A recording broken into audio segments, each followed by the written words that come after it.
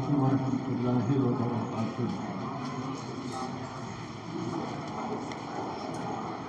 الحمد للہ رب العالمین،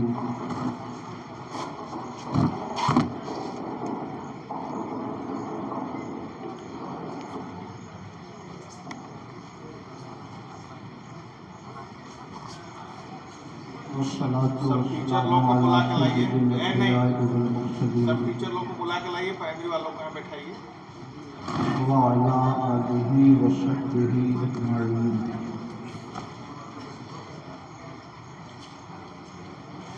سب لوگ محبت کے ساتھ درود پاک پیش کیجیے۔ اللہم صلی علی مولانا مستقیم صاحب، مولانا صاحب اور ماسٹر صاحب لوگ، ارے جمعہ ہے، ہم لوگ کو بھی معلوم ہے، آگے بیٹھیے ہیں۔ سیدنا و مولانا محمد معدن الجود والکرم وعلی آلہ وصحبہ وبارک وسلم، صلاۃ و سلام علیک یا رسول اللہ۔ عزیزان گرامی، آج ہم اور آپ ملک کے 79ویں یا 79واں یوم آزادی منا رہے ہیں۔ ہمارے ملک کو آزاد ہوئے 79 سال ہو گئے، 79 سال ہو گئے۔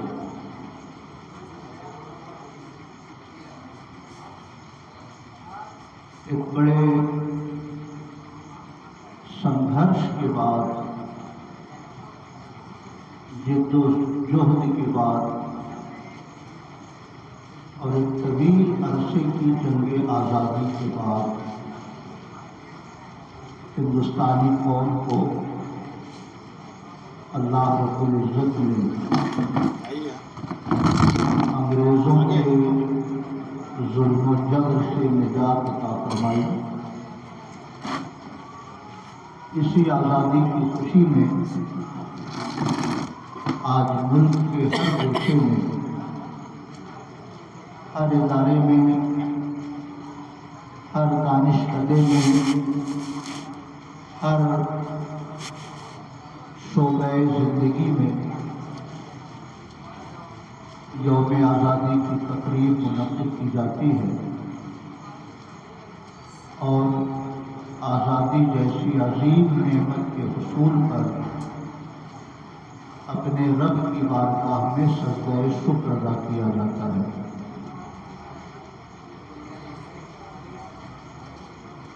انگریزوں سے آزادی کی جنگ کا آغاز 1857 میں ہوا اور اعلیٰ حضرت امام احمد رضا کی پیدائش 1856 میں ہوئی، یعنی آزادی کی پہلی جنگ سے 1 سال پہلے اعلیٰ حضرت امام احمد رضا اس خاکدانی گیتی میں تشریف فرما ہوئے۔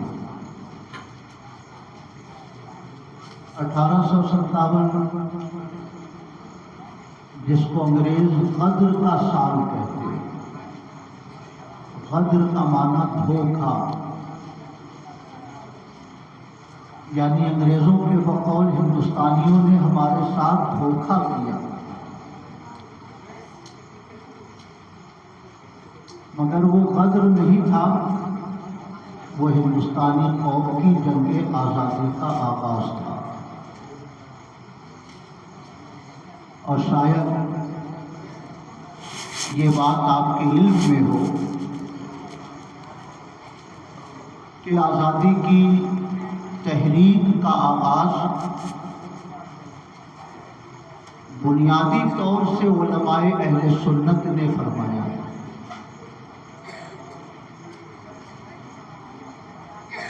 عام طور سے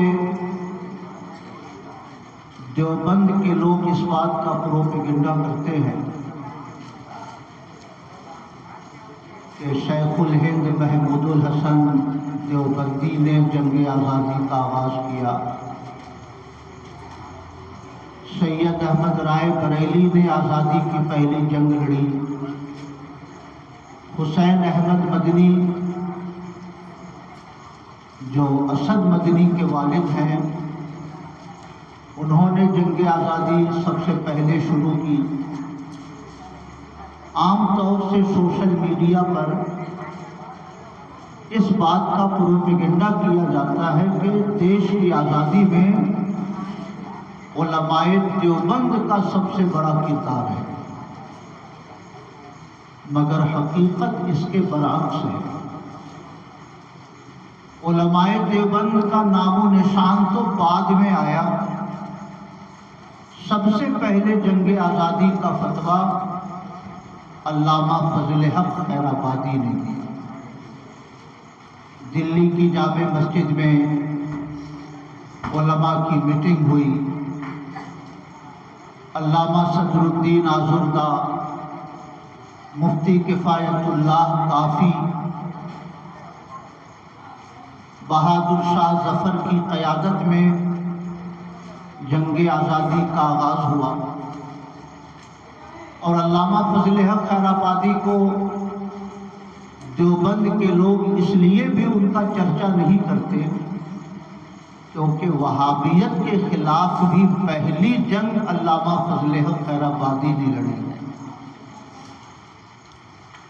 اعلیٰ حضرت امام احمد رضا انہوں نے تو بعد میں وہابیت کی تردید شروع کی ہے، ورنہ اسماعیل دہلوی کی فکر کے خلاف جو سب سے پہلا فتویٰ یا سب سے پہلی کتاب لکھی وہ علامہ فضل رسول بیدایونی رحمۃ اللہ علیہ نے لکھی، علامہ فضل حق خیر آبادی نے لکھی، اور آپ کو وہ دونوں کتابیں پڑھنی چاہیے۔ اسماعیل دہلوی نے شفاعت کے مسئلے کا انکار کیا، اس نے کہا من ذا الذی یشفع عندہ، اللہ کی بارگاہ میں سفارش کرنے کی ہمت کس میں ہے؟ اس لیے کوئی ولی، کوئی نبی، کوئی رسول اللہ کی بارگاہ میں شفاعت نہیں کر سکتے۔ ہاں کبھی ایسا ہوتا ہے کہ بادشاہ کسی کو معاف کرنا چاہتا ہے، کسی مجرم کو درگزر کرنا چاہتا ہے، مگر معافی کا کوئی بہانہ نہیں ملتا تو وہ اپنے وزیروں سے کہتا ہے فلاں کی سفارش کر دو، اور وزیر کی سفارش کو قبول کر کے بادشاہ اس مجرم کو معاف کر دیا کرتا ہے۔ تو رسولوں کی شفاعت، پیغمبروں کی شفاعت کی صورتحال یہی ہے۔ اس نے شفاعت کی ایسی تشریح کی جس سے شفاعت کا مفہوم ہی تبدیل ہو گیا۔ علامہ فضل حق خیر آبادی نے اس مسئلے میں ایک کتاب لکھی فارسی زبان میں، تحقیق الفتویٰ فی ابطال التغویٰ، تحقیق الفتویٰ فی ابطال التغویٰ۔ یہ مسئلہ شفاعت پر علامہ فضل حق خیر آبادی کی پہلی کتاب ہے، اور اسماعیل دہلوی نے تقویت الایمان میں لکھا کہ اللہ کی شان تو یہ ہے کہ وہ چاہے تو ایک آن میں سینکڑوں محمد پیدا کر دے۔ اللہ کی شان تو یہ ہے کہ وہ چاہے تو ایک آن میں سینکڑوں محمد پیدا کر دے۔ اللہ کی قدرت کی اس نے شان بتائی، مگر یہ بات اس کے ذہن سے اوجھل رہ گئی کہ نبی کا مثل پیدا ہونا محال ہے، کیونکہ اللہ رب العزت نے قرآن میں اپنے پیغمبر کا تعارف کرایا، ما کان محمد ابا احد من رجالکم ولکن رسول اللہ و خاتم النبیین۔ یہ محمد تم مردوں میں سے کسی کے باپ نہیں ہیں، بلکہ یہ اللہ کے پیغمبر ہیں اور آخری نبی ہیں۔ پیغمبر کو اللہ رب العزت نے آخری نبی کہا۔ اب اگر پیغمبر کا کوئی مثل پیدا ہو جائے تو پیغمبر آخری نبی نہیں رہیں گے، ان کے جو مثل پیدا ہوں گے وہ آخری ہو جائیں گے، اور کوئی مثل پیدا ہو گیا تو وہ آخری ہو گئے۔ ہمارے پیغمبر آخری نہیں رہے، جبکہ اللہ نے ہمارے پیغمبر کو خاتم النبیین کہا، لاسٹ پیغمبر کہا، اور اللہ کا کلام کاذب نہیں ہو سکتا۔ اس لیے علامہ فضل خیر آبادی نے لکھا کہ یہ کہنا کہ خدا کی شان یہ ہے کہ وہ چاہے تو سینکڑوں محمد پیدا کر دے، یہ خدا کے کلام کو کاذب ٹھہرانے کے مانند یہ مسئلہ ہے۔ اس مسئلے کے رد میں علامہ فضل خیر آبادی نے کتاب لکھی امتناع النظیر۔ کیا نام ہے؟ امتناع النظیر، کہ پیغمبر کا مثل پیدا ہونا محال ہے۔ سمجھ رہے ہیں میرے بھائیوں؟ اور اسی کتاب میں علامہ فضل خیر آبادی نے لکھا کہ ایسا کہنے والا ایسا کافر ہے کہ من شک فی کفرہ و عذابہ فقد کفر، کہ جو ایسا کہنے والے کے کافر ہونے میں شک کرے وہ بھی کافر ہے۔ تو بابائے وہابیت اسماعیل دہلوی کو سب سے پہلے کافر علامہ فضل خیر آبادی نے کہا۔ اس لیے پوری دنیائے دیوبندیت علامہ فضل خیر آبادی کا نام زبان پہ نہیں لاتی۔ علامہ فضل خیر آبادی کی کردار کشی کرتی ہے کہ وہ شطرنج کھیلتے تھے تو وہ شراب کی مجلسوں میں جاتے تھے، اس طرح کا پروپیگنڈا دیوبندی کرتے ہیں، جبکہ علامہ فضل خیر آبادی اس پائے کے عالم تھے کہ غالب کے وہ دوستوں میں سے تھے، غالب کے دوستوں میں تھے علامہ فضل خیر آبادی۔ اور مومن خاں مومن، آپ نے ان کا بھی نام سنا ہوگا، یہ فکری اعتبار سے وہابیت سے متاثر تھے۔ مومن خاں مومن، مومن خاں مومن کا وہ شعر بہت مشہور ہے، کچھ تو مجبوریاں رہی ہوں گی، یوں کوئی بے وفا نہیں ہوتا، اور اسی کا وہ شعر ہے، تم میرے پاس ہوتے ہو گویا جب کوئی دوسرا نہیں ہوتا، تم میرے پاس ہوتے ہو گویا جب کوئی دوسرا نہیں ہوتا۔ مومن خاں مومن نے جب یہ شعر سنایا غالب کو تو غالب نے کہا مومن تم یہ شعر مجھے دے دو اور میرا سارا دیوان تم مجھ سے لے لو۔ یعنی مومن خاں مومن کے اس شعر پر غالب اپنا پورا دیوان نچھاور کرنے کو تیار تھے، مگر غالب جیسے بلند پایا شاعر اپنی شاعری کی اصلاح علامہ فضل خیر آبادی سے کرایا کرتے تھے۔ میں آپ کو یہ بتانا چاہتا ہوں کہ پروپیگنڈے میں بڑا زور ہے، سچائی چھپ جاتی ہے، جھوٹ کا پروپیگنڈا حاوی ہو جاتا ہے۔ دنیائے دیوبندیت یہ پروپیگنڈا کرتی ہے کہ آزادی کی جنگ سب سے پہلے ہمارے بزرگوں نے لڑی ہے، حسین احمد مدنی نے لڑی ہے، سید احمد رائے بریلی نے لڑی ہے، اسماعیل دہلوی نے لڑی ہے، فلاں نے لڑی ہے، فلاں نے لڑی ہے۔ مگر سچائی یہ ہے کہ آزادی کی تحریک کی ابتدا علماء اہل سنت نے فرمائی ہے، اور علماء اہل سنت میں بھی سب سے پہلا نام علامہ فضل حق خیر آبادی کا تھا، مفتی صدر الدین آزردہ کا تھا، شاہ عبدالعزیز محدث دہلوی کا تھا، مفتی کفایت اللہ کافی کا تھا، مولانا حسرت موہانی رحمۃ اللہ علیہ کا تھا۔ ان بزرگوں نے جنگ آزادی کی داغ بیل ڈالی اور ہندوستانیوں کے درمیان آزادی کی تحریک شروع فرمائی، اور سب سے پہلی جنگ بہادر شاہ ظفر کی قیادت میں لڑی گئی، اور آپ جانتے ہیں کہ اس جنگ میں ہندوستانی قوم کو کامیابی نہ مل سکی۔ بہادر شاہ ظفر گرفتار ہوئے، انہیں برما بھیج دیا گیا رنگون، اور وہیں پر آج بھی ان کی قبر ہے۔ گرفتاری کے بعد جیل میں ڈالا گیا۔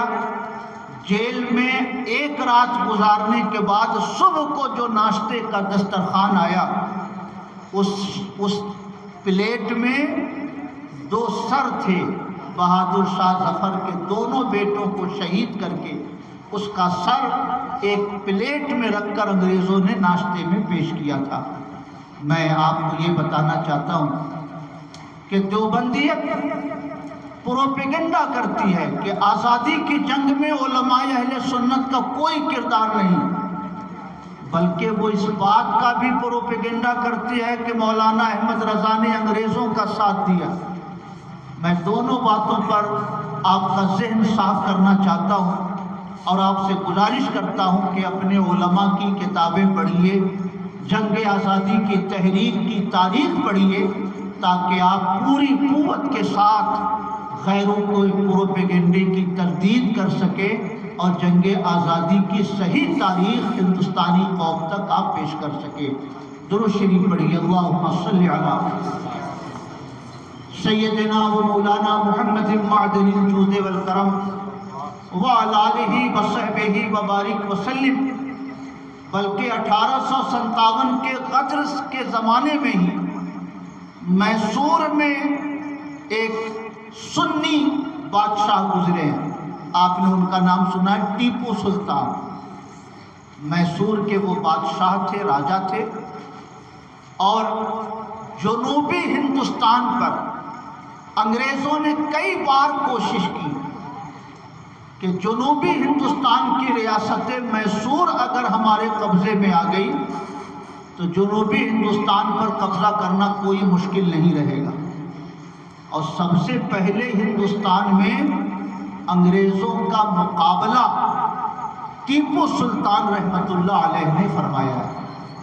ان کے والد حیدر علی یہ اولیاء کرام سے بہت محبت رکھتے تھے، کوئی اولاد ان کی نہیں تھی۔ ٹیپو نام کے کوئی بزرگ تھے اسی علاقے میں، بنگلور سے 200-250 کلومیٹر آگے ہے میسور۔ ایک بار مجھے حاضری کی توفیق ملی ہے ٹیپو سلطان رحمۃ اللہ علیہ کے قبر پر۔ جیسے شمالی ہندوستان یا متحدہ ہندوستان کے سب سے عظیم بادشاہ حضرت اورنگزیب رحمۃ اللہ علیہ، اسی طرح جنوبی ہندوستان میں بڑے دیندار بادشاہ کا نام ٹیپو سلطان تھا۔ یہ عجیب اتفاق ہے کہ ہندوستان کی فسطائی قوتیں حضرت اورنگزیب سے بھی ناراض رہتی ہیں، اور حضرت ٹیپو سلطان سے بھی بہت ناراض رہتی ہیں۔ ٹیپو سلطان کے والد کا نام تھا حیدر علی۔ اس زمانے میں کوئی صوفی بزرگ تھے ٹیپو نام کے، ٹیپو شاہ، ان سے دعا کروائی کہ حضور دعا کر دیجئے میرے بیٹے، میرے لیے کوئی اولاد ہو جائے۔ تو بزرگ کی دعا سے حضرت ٹیپو سلطان کی پیدائش ہوئی، تو حضرت حیدر علی نے بزرگ کی محبت میں اپنے بیٹے کا نام ہی حیدر ٹیپو رکھ دیا، اور انگریزوں کا مقابلہ بڑی قوت کے ساتھ فرمایا۔ ایک زمانے تک وہ حملہ کرتے رہے، مگر انگریز کامیاب نہ ہو سکے۔ میں نے وہ ندی دیکھی ہے، ندی کے اس جانب انگریز رہتے تھے اور ندی کے اس جانب حضرت ٹیپو سلطان کا دربار تھا۔ ندی سے لگے ہوئے انہوں نے بہت سارے کمرے بنا رکھے تھے ایک لائن سے، اور ان کمروں میں انگریز قیدیوں کو گرفتار کر کے وہ رکھتے تھے، تاکہ انگریز حملہ کریں تو ان کے حملے کا پہلا نشانہ انہی کے اپنے بھائی انگریز بنے۔ یہ ان کی سیاسی اور جنگی تدبیر تھی۔ مگر حضرت टीपू सुल्तान जीते जी कभी अंग्रेजों के सामने उन्होंने हथियार नहीं डाला। और आप जानते हैं कि उनकी परवरिश किस अंदाज में। इनकी जब पैदाइश हुई हजरत टीपू सुल्तान की, तो उनकी वालिदा ने एक दाया को दूध पिलाने के लिए मुकर्रर किया। तो दाया की एक बेटा, उनके एक बेटे और थे, तो वो दाया अपने बेटे को भी दूध पिलाती थी और हजरत टीपू सुल्तान को भी दूध पिलाती थी। दोनों दूध शरीक भाई थे। जब हजरत हैदर अली का इंतकाल हुआ, टीपू सुल्तान बादशाह हुए, तो उन्होंने अपने रिसाई भाई को बड़े ओहदे पे रखा। और अंग्रेज़ों ने जब बार बार हमला किया, कामयाब ना हो सके, तो उन्होंने मुसालहत की पेशकश की कि आप मुझसे सुलह कर लें। हजरत टीपू सुल्तान ने अपने रिसाई भाई को भेजा कि जाकर आप उनसे मुआहदा कीजिए, अगर शर्तें काबिल कबूल हो तो मुआहदा करके आइएगा, और अगर इज्जत व आबरू के खिलाफ कोई शर्त हो उनकी, तो हम मरना कबूल करेंगे, मगर अंग्रेज़ों के सामने हथियार डालना हम कबूल नहीं करेंगे। और हजरत टीपू सुल्तान का ये जुमला साउथ इंडिया में बहुत मशहूर है कि शेर की एक दिन की ज़िंदगी गीदड़ की 1000 दिन की ज़िंदगी से बेहतर है। शेर की तरह एक दिन जीना गीदड़ की तरह 1000 दिन जीने से बेहतर है। जब मुसालहत के लिए तशरीफ़ ले गए उनके रिसाई भाई, बहुत देर हो गई, वापसी में ताख़ीर हुई, तो हर आदमी के कुछ न कुछ मुखालिफ होते हैं, हर आदमी के कुछ न कुछ हासिदीन होते हैं। उन्होंने टीपू सुल्तान को समझाना शुरू किया कि आपने जिसको अपना भाई समझा, उन्होंने तो अंग्रेज़ों से जाके साठ गांठ कर लिया। अंग्रेज़ों से उन्होंने कुछ इनाम इकराम पाकर उनको सारे राज आपके बता दिए हैं, वरना इतनी देर क्यों होती समझौता करने में। कई दिन हो गए मगर आपके भाई का कोई अता पता नहीं। कान भरने वालों ने हजरत टीपू सुल्तान का कान भर दिया। जाहिर है कि कोई भी इंसान जब एक बात को बार बार सुनता है तो उसके दिलो दिमाग पे कुछ न कुछ असर तो पड़ता है। तो हजरत टीपू सुल्तान अपनी रिसाई माँ के पास तशरीफ़ ले गए। फरमाया, आपके बेटे को मैंने बड़े ओहदे पे रखा, आपके बेटे को मैंने अपना भाई समझा, मैंने अंग्रेज़ों से मुसालहत के लिए भेजा, मगर मुझे ऐसा लगता है कि उन्होंने अंग्रेज़ों से साठ गांठ कर ली। मेरी सारी कमज़ोरियाँ उसे बता दी हैं, लगता है वो अंग्रेज़ों से मिल गए। कई दिन हो गए मगर अब तक वो नहीं लौटे हैं। हजरत टीपू सुल्तान की रिसाई माँ ने कहा, टीपू सब कुछ हो सकता है मगर मेरा बेटा कभी गद्दार नहीं हो सकता है, क्योंकि मैंने तुम्हें जब जब दूध पिलाया है, बावजू होकर मैंने तुम्हें भी दूध पिलाया है, उसे भी दूध पिलाया है। मुझे अपने दूध पर भरोसा है कि मैंने जिसे दूध पिलाया हो वो गद्दार नहीं हो सकता। इसलिए आप भरोसा रखें, वो समझौता करके आएगा या खाली लौट कर आएगा। चंद घंटों के बाद वो आ गए। हजरत टीपू सुल्तान ने पूछा, इतनी देर क्यों हुई? उन्होंने कहा, अंग्रेज़ों ने मुझे ख़रीदना चाहा, अंग्रेज़ों ने मुझे लालच दी, जागीरों की लालच दी, मुझे इनाम व इकराम की पेशकश की। मैंने कहा, मैं अपने भाई से गद्दारी नहीं कर सकता, तुम अपना इनाम व इकराम अपने पास रखो। और अंग्रेज़ों से समझौता किए बगैर वो हजरत टीपू सुल्तान के यहाँ वापस आ गए। कभी कर्नाटक जाने का इत्तेफाक हो तो आप उनके मज़ार पर जाएं। सैकड़ों बिगहे में चारों तरफ से उन पार्क का है, पार्क की कैफियत है, बीच में इसी टाइप का बिल्कुल घास से भरा हुआ एरिया है और बीचों बीच हजरत टीपू सुल्तान का मज़ार है। आप पढ़ेंगे तारीख में कि जब तक टीपू सुल्तान जिंदा रहे, अंग्रेज़ जनूबी हिंदुस्तान पे काबिज न हो सके। حضرت ٹیپو سلطان جس روز شہید ہوئے، لوگوں نے وہ جگہ بھی بہت حفاظت سے رکھی ہے، جہاں پہ گولی لگنے کے بعد وہ اپنے گھوڑے سے نیچے تشریف لائے، اس جگہ کو گھیر کر رکھا ہے وہاں کے لوگوں نے۔ اور حضرت ٹیپو سلطان کی ایسی دہشت تھی انگریزوں پر کہ شہادت کے باوجود کوئی ان کے لاش کے قریب آنے کی ہمت نہیں کر رہا تھا، کہیں ایسا نہ ہو کہ ٹیپو زندہ ہو اور ہم وہاں جائیں اور ہماری زندگی کو کوئی خطرہ ہو جائے۔ میں آپ سے یہ عرض کرنا چاہتا ہوں، بابائے قوم گاندھی جی، مسٹر جواہر لال نہرو اور بھی جو آزادی کے بڑے بڑے رہنما لکھے جاتے ہیں، بتائے جاتے ہیں، یہ تصویر کا محض ایک رخ ہے۔ دوسرا رخ یہ ہے کہ مسلمانوں کے بھی بڑے بڑے علماء نے جنگ آزادی میں شرکت کی، اور مسلمانوں میں بھی جو علماء اہل سنت تھے انہوں نے جنگ آزادی میں بڑھ چڑھ کر حصہ لیا۔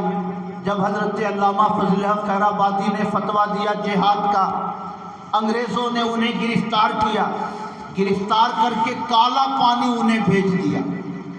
کالا پانی ایک علاقے کا نام ہے، جیسے اس گاؤں کا نام بگاڑو ہے، ویسے ہی ایک جزیرہ ہے، جزیرہ انڈمان نکوبار، مدراس سے قریب وہ جگہ ہے، سمندر کے بیچوں بیچ وہ جزیرہ ہے۔ انگریز اپنے بڑے مخالفین کو وہیں بھیجتے تھے تاکہ وہ نہ کسی سے مل سکے، نہ کوئی وہاں جا سکے، نہ وہاں سے بھاگنے کا کوئی راستہ اس کو مل سکے۔ سمندر کے بیچ ٹاپو ٹائپ کا ہے، وہاں سے آدمی کہاں بھاگے گا۔ آپ یوٹیوب پر ڈالیں علامہ فضل الحق خیر آبادی کا مزار، تو وہ مزار کا ویڈیو آپ کو مل جائے گا۔ ان کے صاحبزادے علامہ عبدالحق خیر آبادی جو اعلیٰ حضرت امام احمد رضا کے زمانے کے ہیں، اور میں نے کسی مجلس میں یہ بات آپ کو سنائی تھی کہ رامپور کے نواب نے اعلیٰ حضرت کو خبر بھیجی کہ مولانا عبدالحق خیر آبادی میرے یہاں آئے ہوئے ہیں، آپ آئیے علم منطق پڑھ لیجیے۔ تو اعلیٰ حضرت ٹالتے رہے اس بات کو۔ جب کئی بار خبر آئی نواب رامپور کی تو اعلیٰ حضرت تشریف لے گئے، چونکہ نواب رامپور کے اچھے روابط اعلیٰ حضرت کے والد کریم علامہ نقی علی خاں رحمۃ اللہ علیہ سے بھی تھے۔ تو اسی رشتے کی وجہ سے اعلیٰ حضرت تشریف لے گئے، اور علامہ عبدالحق خیر آبادی جب اعلیٰ حضرت تشریف کو امام المنطق کہلاتے ہیں۔ علامہ فضل الحق خیر آبادی بھی علم و منطق و فلسفہ کے بڑے ماہر، اور صاحبزادے بھی بڑے ماہر، ان کو خانوادہ خیر آبادی کہا جاتا تھا اس زمانے میں۔ تو جب علامہ عبدالحق خیر آبادی سے ملاقات کے لیے تشریف لے گئے تو انہوں نے کہا صاحبزادے کیا پڑھتے ہیں آپ؟ تو کہا شمس بازغہ اور شرح اشارات کا مطالعہ کرتا ہوں۔ تو علامہ عبدالحق خیر آبادی نے کہا مطالعہ کرتا ہوں، اس کا مطلب فلاں فلاں کتابیں پڑھ چکے ہیں آپ، سلم فلاں فلاں؟ کہا الحمدللہ میں پڑھ چکا ہوں۔ تو علامہ عبدالحق خیر آبادی نے کہا کہ آپ فلاں فلاں مقام کی تشریح کیجئے۔ اعلیٰ حضرت نے عبارت پڑھی، تشریح کی، مصنف کا اعتراض پیش کیا، مصنف پر اعتراض کیا۔ علامہ عبدالحق خیر آبادی دنگ رہ گئے اعلیٰ حضرت کی ذہانت کو دیکھ کر۔ پھر فرمایا کہ صاحبزادے کرتے کیا ہیں آپ؟ تو فرمایا کہ فتوے لکھتا ہوں اور رد وہابیہ کرتا ہوں، دو کام کرتا ہوں، فتوے لکھتا ہوں اور رد وہابیہ کرتا ہوں۔ علامہ فضل الحق خیر آبادی کے بیٹے سے یہ گفتگو ہو رہی۔ تو علامہ عبدالحق خیر آبادی کے ہم سبق ساتھی تھے مولانا عبد القادر بیدایونی، علامہ عبد القادر بیدایونی ہم سبق ساتھی تھے، اور ہم سبق ساتھیوں سے بے تکلفی رہتی ہے۔ تو مولانا عبدالحق خیر آبادی نے کہا گویا آپ کو بھی وہی خبط سوار ہے جو میرے دوست عبد القادر بیدایونی کو ہے، یعنی وہ بھی رد وہابیہ میں لگے رہتے ہیں، آپ بھی لگے ہوئے ہیں۔ تو علامہ اعلیٰ حضرت نے فرمایا کہ رد وہابیہ اگر خبط ہے تو یہ کام تو سب سے پہلے آپ کے والد علامہ فضل حق خیر آبادی نے کیا ہے۔ اگر یہ خبط ہے تو یہ کام تو آپ کے والد نے شروع کیا ہے۔ تو علامہ عبدالحق خیر آبادی جب لاجواب سے ہو گئے تو فرمایا صاحبزادے اگر یہ حاضر جوابی رہی تو اب تو آپ مجھ سے نہیں پڑھ پائیں گے۔ تو اعلیٰ حضرت نے کہا کہ آپ سے پڑھنا نہیں تھا اسی لیے یہ حاضر جوابی تھی، آپ سے مجھ کو پڑھنا نہیں تھا اسی لیے یہ حاضر جوابی تھی۔ خیر، درمیان میں تھوڑا سا ذکر آ گیا علامہ عبدالحق خیر آبادی کا۔ علامہ فضل حق خیر آبادی کو وہاں بھیجا گیا، کالا پانی کی سزا دی گئی، جزیرہ انڈمان نکوبار، مدراس سے 100-200 کلومیٹر کی دوری پر سمندر کے بیچ میں وہ جزیرہ ہے۔ علامہ عبدالحق خیر آبادی اس زمانے کے نوابوں سے اور حکمرانوں سے مل کر ان کی رہائی کی تدبیریں کرتے رہے۔ انگریزوں نے جب رہائی کا آرڈر دیا تو یہ خوشی خوشی وہ چٹھی لے کر جزیرہ انڈمان نکوبار تشریف لے گئے۔ جب کشتی سے وہاں پہنچے تو ایک جنازہ آتی ہوئی دکھی، تو انہوں نے فرمایا یہ کن کی جنازہ ہے؟ تو لوگوں نے کہا کہ یہ علامہ فضل حق خیر آبادی کی جنازہ ہے۔ بیٹے نے رہائی کی چٹھی لے کر خوشی محسوس کی کہ اب میرے والد رہا ہو جائیں گے، مگر عجیب اتفاق تھا کہ رہائی کی چٹھی لے کے یہ تشریف لے گئے اور اسی دن علامہ فضل حق خیر آبادی کا انتقال ہو گیا۔ میں آپ کو یہ بتانا چاہتا ہوں کہ کتنے ذہین تھے کہ جیل میں رہ کر انہوں نے الثورۃ الہندیہ لکھی۔ جیل میں رہ کر انگریزوں نے کیا کیا ظلم کیا ہندوستانی مسلمانوں پر۔ الثورۃ الہندیہ یہ عربی زبان میں اشعار کی شکل میں انہوں نے وہ کتاب لکھی، آزادی ہندوستان کے نام سے۔ اس کا ترجمہ المجمع الاسلامی مبارک پور سے شائع ہوا ہے۔ اسی زمانے میں علامہ کفایت علی خان کافی، علامہ عنایت علی کاکوروی، ان کو بھی اسی جیل میں ڈالا گیا۔ یہ بھی مجاہدین آزادی میں سے تھے۔ اور آپ کو یہ بات معلوم ہے کہ تاریخ حبیب الہ علامہ عنایت علی کاکوری نے وہی جیل میں رہتے ہوئے اپنی یادداشت کی بنیاد پہ لکھی ہے، جو ہم اور آپ تاریخ حبیب الہ کے نام سے اپنی درسگاہوں میں پڑھتے ہیں۔ میرے بھائیوں، میں آپ سے یہ بتانا چاہتا ہوں، محنت کسی اور کی اور نام چرچا کسی اور کا۔ ہمارے بزرگوں نے جنگ آزادی شروع کی، ہمارے بزرگوں نے اپنی جانوں کی قربانی پیش کی، کالا پانی کی سزائیں ہمارے بزرگوں نے جھیلی، اور اب جمعیت علماء والے پروپیگنڈا کرتے ہیں کہ ہم نے جنگ آزادی لڑی ہے، علماء دیوبند نے جنگ آزادی لڑی ہے۔ یہ تاریخ کا وہ جھوٹ ہے جس جھوٹ کا پردہ ہم اور آپ اس وقت تک چاک نہیں کر سکتے جب تک کہ ہم اپنے بزرگوں کی تاریخ کا مطالعہ نہ کریں، جب تک کہ ہم جنگ آزادی کی صحیح تاریخ پڑھ کر اپنی قوم تک سچائیوں کو پہنچانے کی کوشش نہ کریں۔ اس لیے آج کی اس مختصر سی تقریب میں یہ پہلی بات میں آپ حضرات تک پہنچانا چاہتا ہوں۔ علامہ فضل حق خیر آبادی، مفتی عنایت علی کاکوروی، علامہ کفایت علی خان کافی، مفتی صدر الدین آزردہ، مولانا حسرت موہانی، مولانا علی رضا جو اعلیٰ حضرت کے دادا پردادا میں سے ہیں، یہ اولین مجاہدین آزادی ہیں جنہوں نے انگریزوں کے خلاف جنگ کا آغاز فرمایا، اور انہی جنگوں کی برکت ہے کہ 15 اگست 1947 کو اللہ تعالیٰ نے ہم سب لوگوں کو انگریزوں کی غلامی سے نجات عطا فرمائی۔ یہ مولانا کفایت علی خان کافی کون ہے؟ آپ ہدایت بخشش میں پڑھتے ہیں، اعلیٰ حضرت نے لکھا ہے، کافی امام نعت گویا ہے رضا، کافی امام نعت گویا ہے رضا، انشاءاللہ میں وزیر اعظم۔ आला हजरत ने अपनी रुबाई में लिखा है कि नात लिखने वाले और नात पढ़ने वालों के इमाम अल्लामा काफ़ी हैं और मैं इंशाअल्लाह वज़ीर आज़म हूँ। तो आला हजरत जिनको इमाम नात गोया कहें, आप उनका मकाम समझ सकते हैं। बुलबुलें उड़ जाएंगी, सोना चमन रह जाएगा, वो जो आप नज़्म पढ़ते हैं वो उन्हीं की लिखी हुई है।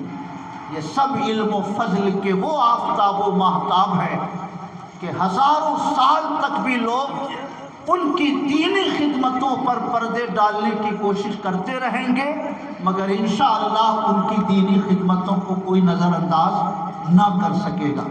दुरूद शरीफ पढ़े। अल्लाहुम्मा सल्लि अला सय्यदिना व मौलाना मुहम्मद मअदनिल जूद वल करम व अला आलिहि व सहबिहि व बारिक व सल्लिम सलातम व सलामन अलैका या रसूल अल्लाह। अब 10 मिनट के लिए और तारीख फिर करवट लेती है।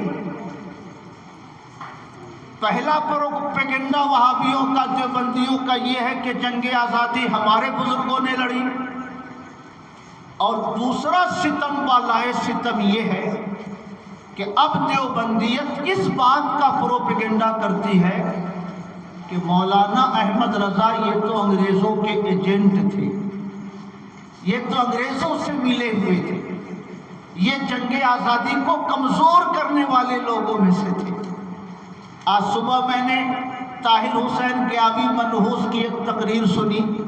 उस कमबख्त ने लिखा कि अंग्रेज़ों ने जंग आज़ादी को कमज़ोर करने के लिए 2 आदमी खरीदे, एक ग़ुलाम अहमद कादियानी, उसको नबी बनाया, और दूसरा मौलाना अहमद रज़ा, इनको वली बनाया। 2 आदमी खरीदे ताकि जंग आज़ादी को कमज़ोर किया जा सके। मैं 10 मिनट आपका और वक्त लेना चाहूँगा। देवबंदी ये प्रोपेगेंडा करते हैं कि जब हमारे उलमा ने हिंदुस्तान के दारुल हर्ब होने का फतवा दिया कि हिंदुस्तान दारुल हर्ब है, तो मौलाना अहमद रज़ा ने अंग्रेज़ों से साठ गांठ करके ये फतवा दिया कि नहीं, हिंदुस्तान दारुल इस्लाम है। समझ रहे हैं? ये दारुल इस्लाम और दारुल हर्ब में हिकमत क्या है? देवबंदी ये कहते हैं कि हमने दारुल हर्ब कहा क्योंकि दारुल हर्ब में रहने वाले मुसलमानों पर जिहाद फ़र्ज होता है।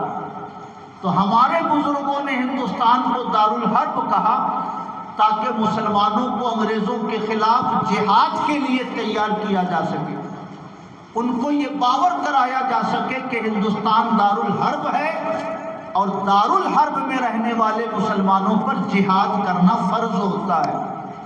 मगर अंग्रेज़ों ने मौलाना अहमद रज़ा को इनामो इकराम देकर उनसे फतवा ये लिखवा लिया कि हिंदुस्तान दारुल हर्ब नहीं बल्कि दारुल इस्लाम है, इसलिए जिहाद करने की कोई ज़रूरत नहीं है।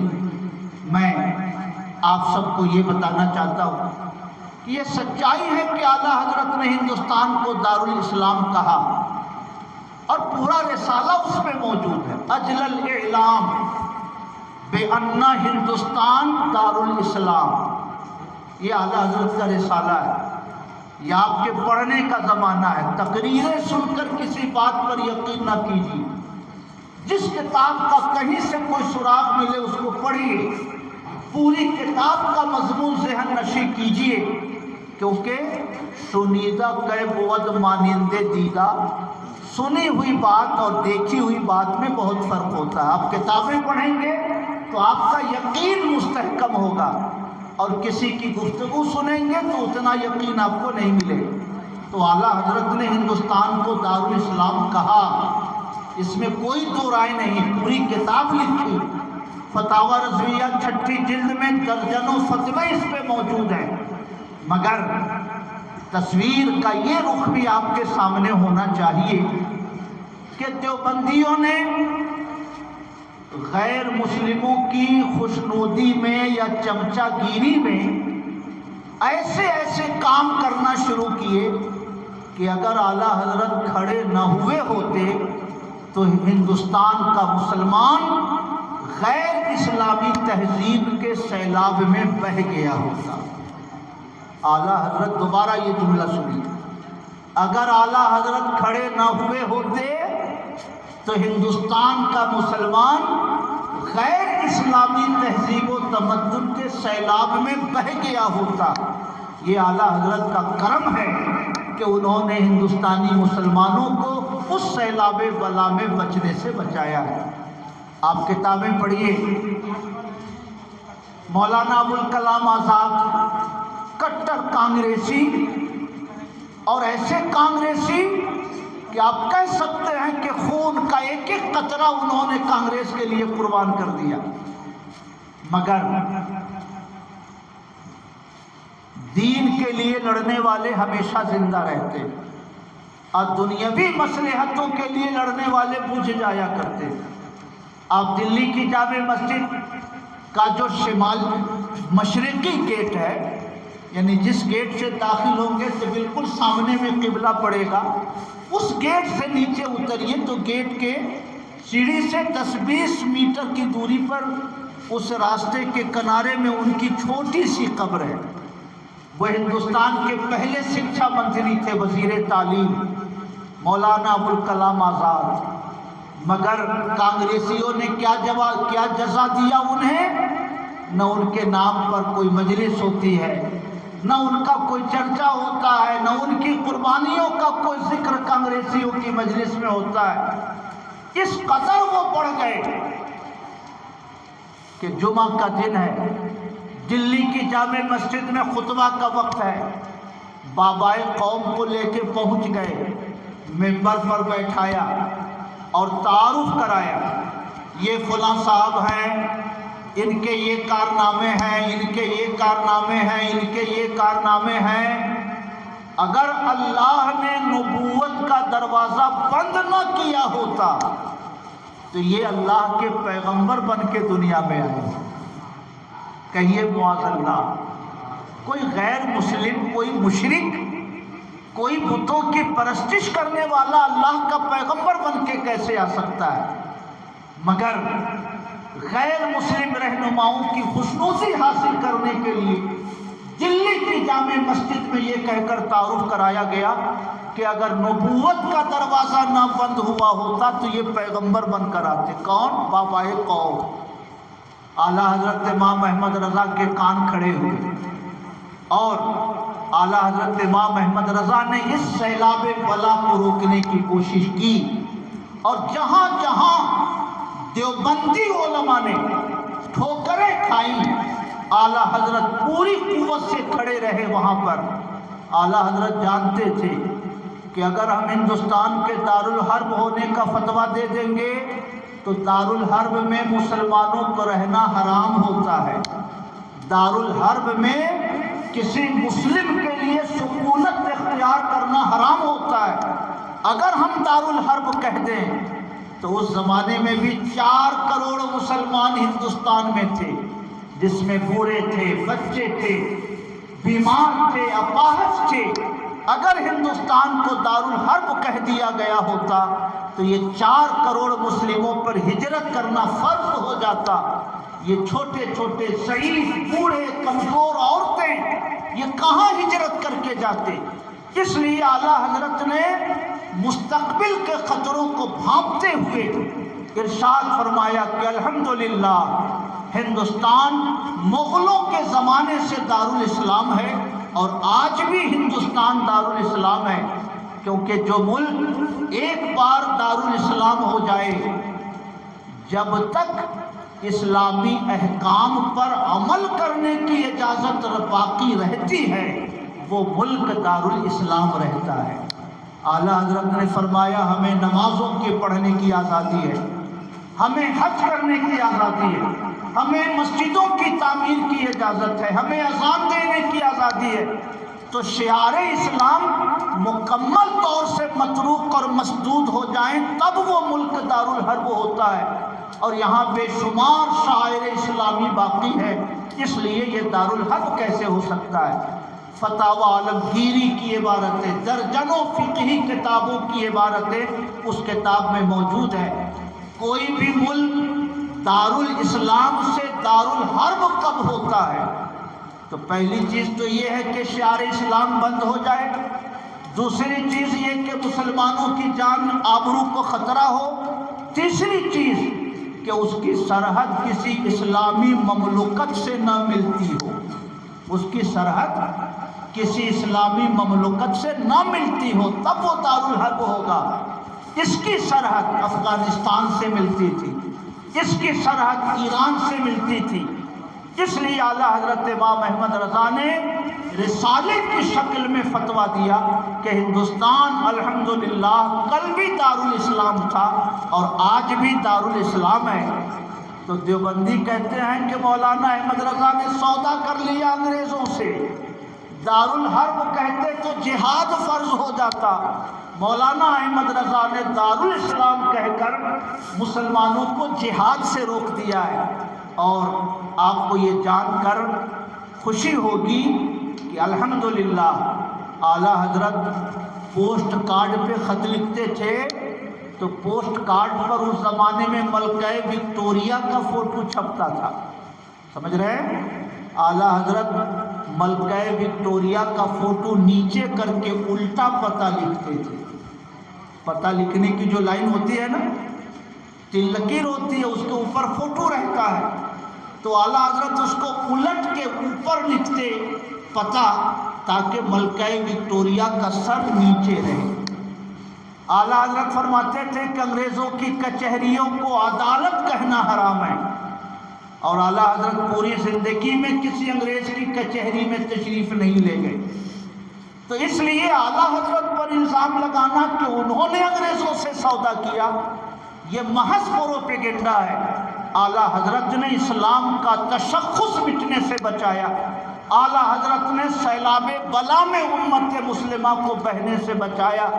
رہ گیا انگریزوں کا انعام و اکرام، تو آپ پروفیسر مسعود احمد کی کتاب پڑھیے، انہوں نے دلائل سے ثابت کیا ہے، تاریخی حوالوں سے ثابت کیا ہے کہ مولانا اشرف علی کو انگریزوں کی طرف سے 50 روپے ماہوار وظیفہ بھیجا جاتا تھا۔ اعلیٰ حضرت کو وظیفہ نہیں ملتا تھا، اعلیٰ حضرت تو الحمدللہ خاندانی زمیندار تھے، انگریزوں کا وظیفہ اشرف علی تھانوی کو جاتا تھا مہینے میں 50 روپے۔ بلکہ اسماعیل دہلوی نے جو کتاب لکھی تقویت الایمان، اس کو سب سے پہلے انگریزوں نے چھپوایا۔ انگریزوں کا پریس تھا ایشیاٹک روائل سوسائٹی کلکتے میں، چونکہ ایسٹ انڈیا کمپنی خلیج بنگال میں آئی تھی، سب سے پہلا قبضہ ایسٹ انڈیا کمپنی کا بنگال کلکتے پہ ہوا تھا، تو ہندوستان کی راجدھانی انگریزوں نے کلکتے کو بنایا تھا دلی پہ قبضہ سے پہلے۔ تو اسماعیل دہلوی کی لکھی ہوئی تقویت الایمان انگریزوں نے اپنے پریس سے چھپوایا، مفت میں پورے ملک میں بٹوایا، کیونکہ انگریزوں کو پتا تھا کہ اس نے جو باتیں لکھی ہیں مسلمانوں میں اختلاف ہوگا، انتشار ہوگا، یہ نبی کو مردہ کہتا ہے، یہ قبروں پہ جانے کو حرام کہتا ہے، اولیاء کرام سے مدد مانگنے کو اسلام کے خلاف کہتا ہے۔ اس کی کتاب سے مسلمان ٹکڑے ٹکڑے میں بٹیں گے، اور جب مسلمان ٹکڑے میں بٹیں گے تو ہمارے خلاف جہاد کرنے کے لیے کوئی تنظیم کھڑا نہ ہو سکے گی۔ تو یہ طاہر پروپیگنڈا کا سفید جھوٹ ہے کہ اعلیٰ حضرت کو انگریزوں نے خریدا۔ سچائی یہ ہے کہ مولوی اسماعیل دہلوی کو، اشرف علی تھانوی کو انگریزوں نے خریدا، مسلمانوں میں تقسیم کرانے کے لیے کتابیں لکھی، اور کتاب کے مقدمے میں اسماعیل دہلوی نے لکھا ہے، تقویت الایمان لکھ کے حج کے لیے جانے لگا، 100 چوہا کھا کے بلی چلی حج کو، اپنے مریدوں کو عقیدت مندوں کو بلایا، کہا میں نے ایک کتاب لکھی ہے، جو باتیں شرک خفی کی تھی وہ باتیں میں نے شرک جلی لکھ دی ہیں، اندیشہ ہے کہ شورش ہوگی، مگر امید ہے کہ مسلمان لڑ بھڑ کے خود ہی ٹھیک ہو جائیں گے، امید ہے کہ مسلمان لڑ بھڑ کے خود ہی ٹھیک ہو جائیں گے، لڑ بھڑ جائیں گے، یہ تشویش اس کی درست تھی۔ آج اس کو مرے ہوئے 100 سال ہو گئے، آج اس کو مرے ہوئے تقریباً نہیں زیادہ ہو گئے، 150 سال ہو گئے، 1246 میں وہ مرا، 1239 کتنے میں 1239 اور اعلیٰ حضرت پیدا ہوئے 1272 میں 1239 1339 1439 1447 یعنی 208 سال ہو گئے اسماعیل دہلوی کو مرے ہوئے. اس کی یہ تشویش درست تھی کہ مسلمان لڑ بھڑ جائیں گے، مگر آج تک مسلمان متحد نہ ہو سکے کیونکہ انگریزوں نے اسے خریدا تھا تاکہ ایسی کتاب لکھے جس سے مسلمان ٹکڑوں میں بٹ جائیں. میں آپ کو سمجھانا چاہتا ہوں، اعلیٰ حضرت جب یہ بابا قوم گاندھی جی کہتے ہیں کہ میں نے انگریزوں کے خلاف آزادی کی جنگ کا جو جذبہ میں نے حاصل کیا وہ کربلا سے میں نے حاصل کیا. امام حسین نے جیسے بغیر ہتھیار کے جنگ لڑی، میں نے بھی انگریزوں کے خلاف اسی انداز میں جنگ کرنے کا منصوبہ بنایا. اس لیے بابا قوم کو اہنسا کا پجاری کہا جاتا ہے نا. تو انگریزوں کے خلاف ایک تحریک چلائی گئی، ترک موالات کی تحریک. کیا؟ ترک موالات یعنی دوستی کا ترک. تو اس کا مطلب یہ تھا کہ ہم انگریزوں کا کوئی سامان نہیں خریدیں گے، کھادی بھنڈار کا کپڑا خرید کے پہنیں گے بھلے سے موٹا ہو. تو چرخے پہ جو گاندھی جی کو دھاگا کاٹتے ہوئے آپ دیکھتے ہیں وہ دیسی کپڑوں کی تحریک تھی کہ انگلینڈ سے جو سامان آتا ہے ہم کوئی سامان نہیں خریدیں گے، ہم انگریزوں کی کسی آفس میں کام نہیں کریں گے، ان کے اسکول میں پڑھائیں گے نہیں. اسہیوگ آندولن جس کو کہتے ہیں، کیا کہتے ہیں؟ اسہیوگ آندولن. ہم انگریزوں سے سہیوگ نہیں کریں گے. اس کو اردو میں کہتے ہیں تحریک ترک موالات. ہم موالات نہیں کریں گے، دوستی نہیں کریں گے، ہم انگریزوں کے کسی بھی کام میں مدد نہیں کریں گے. اعلیٰ حضرت امام احمد رضا نے فرمایا کہ غیر مسلم سے بھی موالات حرام ہے، عیسائیوں سے بھی موالات حرام ہے، یہودیوں سے بھی موالات حرام ہے. یہ کون سی بات ہوئی کہ ایک سے موالات ختم کرو اور دوسرے سے موالات قائم کرو؟ اعلیٰ حضرت امام احمد رضا نے دونوں سے موالات کو حرام فرمایا اور ایک رسالہ لکھا، المحجۃ المؤتمنہ فی آیات المحتمنہ فی آیات الممتحنہ. سمجھ رہے ہیں کیا نام ہے؟ المحجۃ المؤتمنہ فی آیت الممتحنہ. وہ جو آیت کریمہ ہے ان اللہ امتحن قلوبہم، ایک آیت ہے نا اس ٹائپ کی کہ اللہ نے ان کے دلوں کو تقویٰ کے لیے چن لیا ہے. تو اسی آیت کی تفسیر ہے اس میں کہ موالات ان سے بھی حرام ہے، ان سے بھی حرام ہے، ان سے بھی حرام ہے. یہ نہیں ہو سکتا کہ ہم ان سے موالات ختم کریں اور ان کو پیغمبر بناتے پھریں.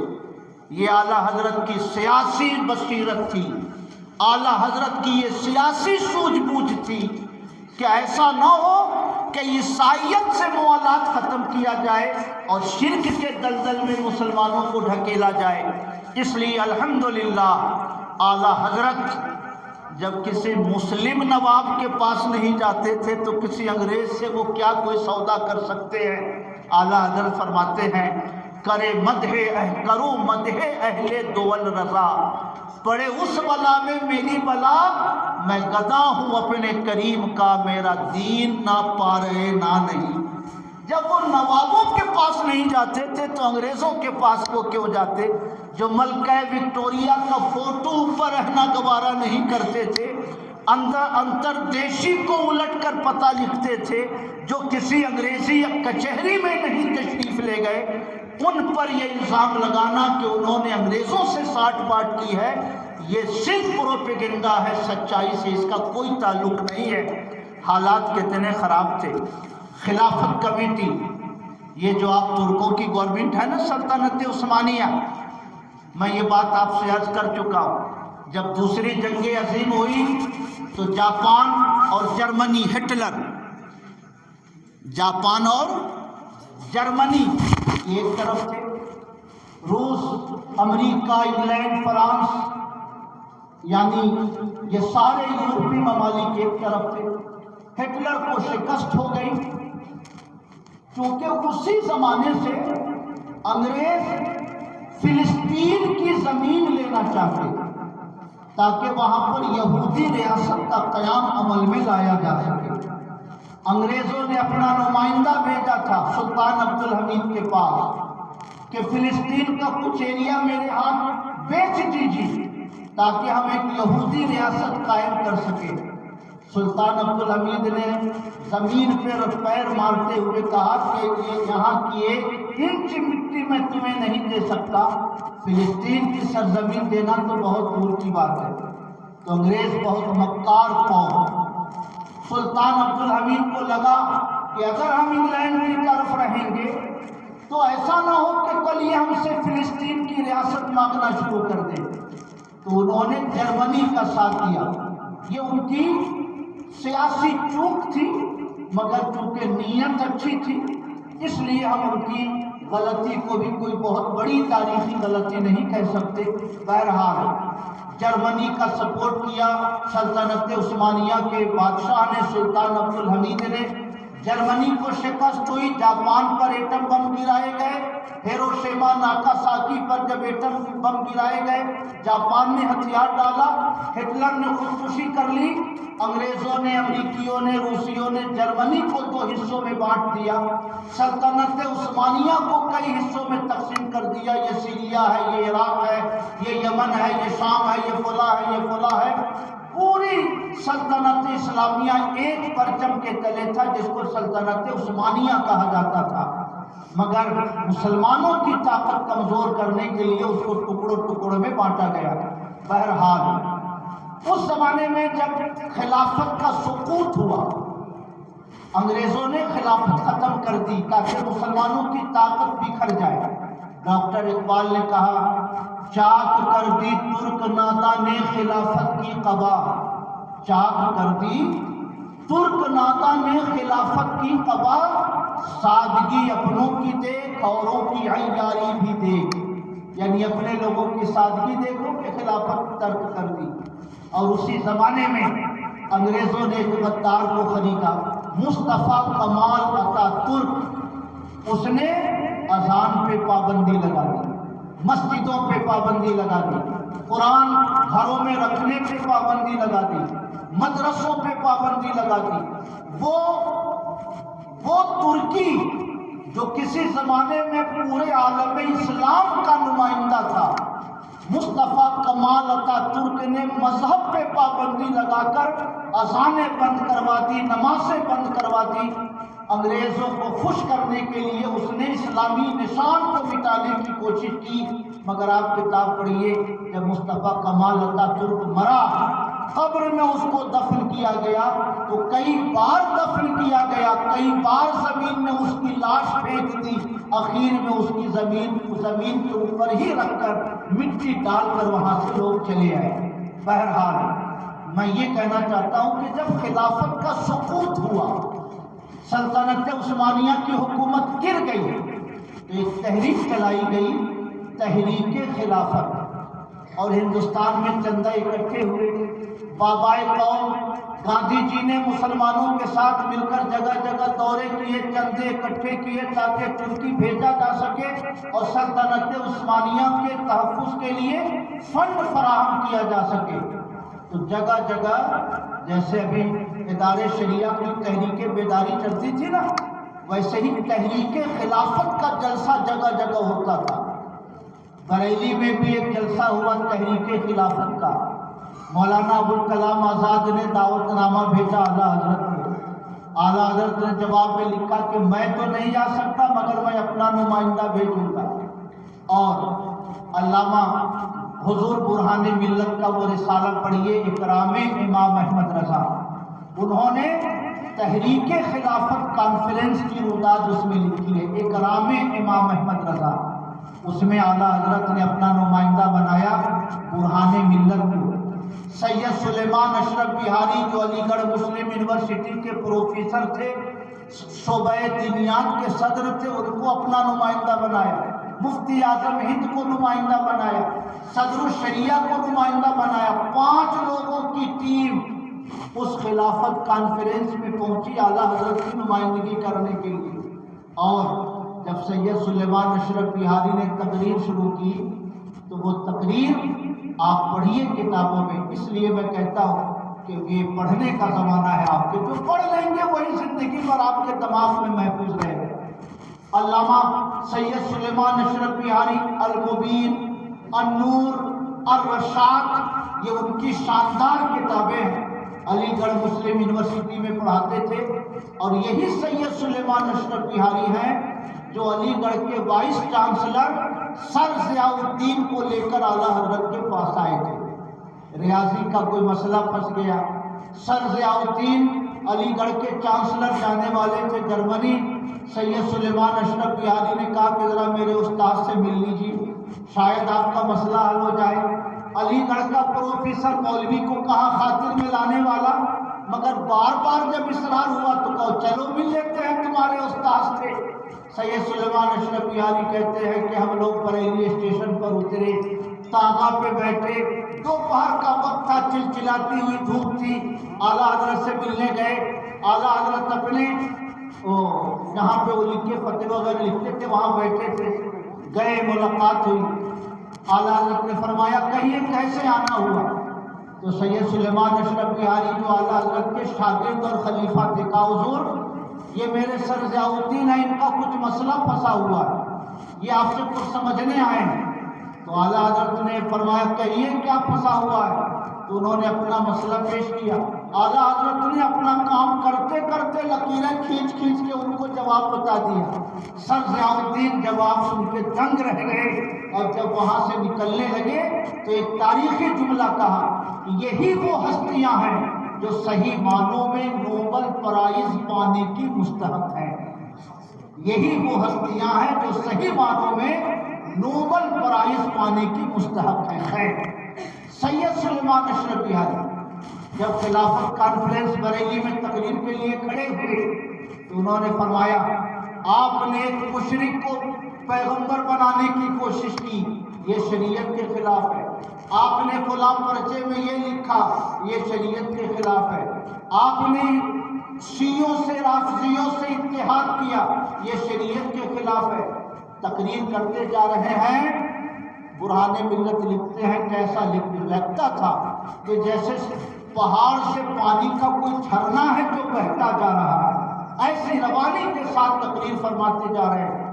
اور اخیر میں فرمایا آپ لوگ مشرکوں کو خوش کرنا چاہتے ہیں، آپ پوچھئے ان سے کہ یہ کن کن باتوں کے کرنے سے خوش ہوتے ہیں، کن کن باتوں سے یہ ناراض ہوتے ہیں۔ آپ کو شریعت کی پرواہ تو ہے نہیں، مشرک اور انگریز ہم سے خوش ہو جائے وہ کام آپ کرنا چاہتے ہیں۔ آپ ان سے پوچھئے کن چیزوں سے یہ خوش ہوتے ہیں، کن چیزوں سے ناراض ہوتے ہیں۔ کل ہو کہ کہیں ایسا نہ ہو کہ آپ کہیے کہ مسلمان اپنے بچوں کی سنت نہ کرائیں کیونکہ ایسا کرنے سے فلاں صاحب ناراض ہوتے ہیں، فلاں لوگ کو برا لگتا ہے کیونکہ فلاں لوگ فلاں چیز کی پرستش کرتے ہیں۔ برہان ملت کہتے ہیں کہ پورے مجمع پہ سناٹا چھا گیا، مگر اعلیٰ حضرت کا شعر تھا جو پوری ہمت کے ساتھ ابوالکلام آزاد اور کانگریسیوں کی تردید کرتا جا رہا تھا۔ جب ابوالکلام آزاد اسٹیج سے اتر کر کمرے میں آئے تو کہا کہ ہاں ہم سے یہ غلطی ہوئی ہے، ہم سے یہ چوک ہوئی ہے، ہم نے اگر یہ باتیں نہ لکھی ہوتی تو آج مجمع میں ہمارا رد نہیں ہوتا۔ میں آپ کو یہ سمجھانا چاہتا ہوں کہ الحمدللہ اعلیٰ حضرت انگریزوں سے ساز باز کرنے والے کا نام نہیں ہے، اعلیٰ حضرت کسی قوم سے غداری کرنے والی ذات کا نام نہیں ہے۔ لوگ بہہ رہے تھے، لوگ جذبات کے دھائرے میں بہہ رہے تھے، غیر مسلموں کو پیغمبر بنانے کی کوشش کر رہے تھے۔